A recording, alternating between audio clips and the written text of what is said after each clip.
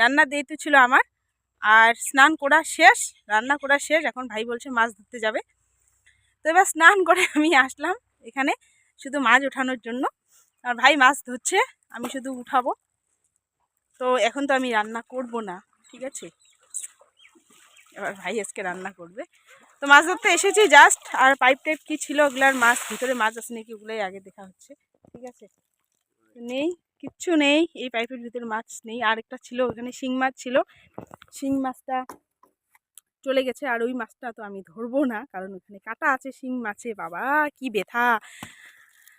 তো এবার জাল আনা হয়েছিল, এই যে ব্যাগে জাল আছে, এবার মাছ ধরতে যাব। সঙ্গে এসেছে পাকা বুড়ি।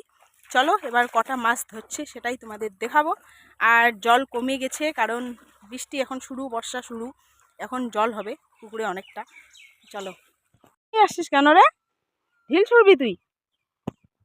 ভালো বাজিয়েছিস তো, দাঁড়া।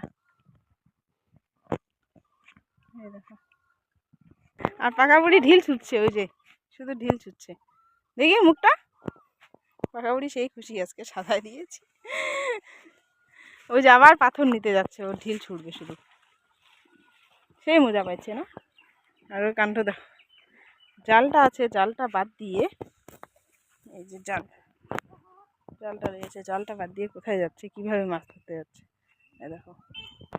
ও বাবা, জালটা উঠাচ্ছি, কি ভারী, তোমরা বিশ্বাস করতে পারবে না। জালটা এত ভারী হয়, আমি ফার্স্ট উঠাইলাম আজকে। আমাদের জাল আছে কিন্তু কোনোদিন উঠাইনি, এত ভারী না। চলো এখন ওইদিকে যাবো জালটা নিয়ে। অর্ধেক উঠে আর উঠতে পারছে না, আমি বললাম এদিক দিয়ে উপরে আয়, আরো যা যা যা, যা চল ওদিকে চল, চল ওদিক দিয়ে চল।